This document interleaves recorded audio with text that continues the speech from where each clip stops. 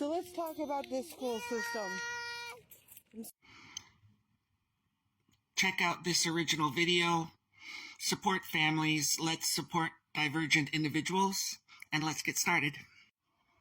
Hello, wonderful humans and potential aliens pretending to be school administrators. Today, we dive into the world of neurodivergent children in educational settings. A world more complex than trying to explain Bitcoin to your 90-year-old grandmother. We've all heard heart-wrenching stories from parents, like the one about a child who decided that the playground was far more appealing than a school bus, only to be escorted in a style less VIP and more for people, one-limb disaster.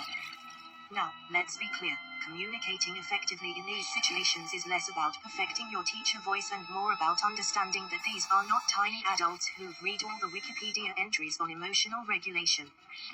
They're kids. And sometimes, they react to overwhelming situations with the urgency of someone who's just seen their ice cream fall to the ground. Devastating. This brings us to the first golden nugget, the art of crafting an Individualized Education Plan, IEP. Imagine this as your recipe for success, unlike my first attempt at baking bread, which was more like creating a new type of inedible brick. This plan isn't just a piece of paper, it's the blueprint that guides teachers on how to avoid turning school into a live-action version of Survivor, Classroom Edition. Professional development for teachers, yes, we need to talk about this. Because let's face it, asking an untrained teacher to handle a meltdown is like asking me to fix a helicopter. Spoiler alert, it won't end well, and it's going to be on YouTube.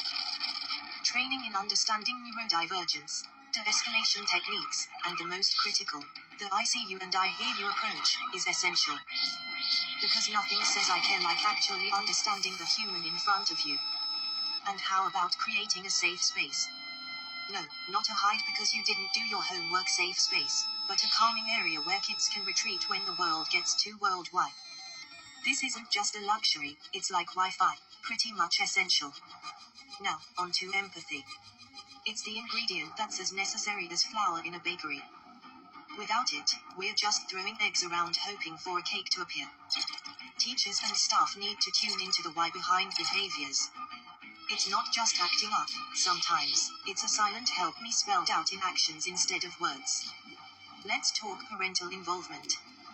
Being involved in your child's school isn't about turning into that one parent who thinks they're the undercover superintendent. It's about presence, showing your child that you're in their corner, cheering them on in the chaos of K-12. Understanding your legal rights under educational laws isn't just reading fine print, it's knowing your weaponry in the battle for fairness. It's like having the Infinity Gauntlet, but instead of destroying the universe, you're creating better opportunities for your child. Community. Yes, we need to stick together like that gum on the bottom of your favorite sneaker. Sharing strategies, stories, and sometimes, just plain old venting, can make a difference. It's therapeutic, like watching cat videos but with actionable outcomes. So, to wrap this up with a nice, neat bow, because let's face it, we all appreciate a well-wrapped present, let's strive for a world where education isn't a trial by fire but a journey tailored to each brilliant mind. Let's communicate with purpose, educate with empathy, and above all, support each other like the last two pieces of a puzzle, creating a picture that's inclusive, understanding, and ridiculously supportive. Thank you for tuning in, laughing along, and possibly learning something. Let's go out there and make education a place where every student finds their own version of success, puzzle pieces and all. Thanks so much for swinging by. Catch you guys on the flip side. Okay, bye.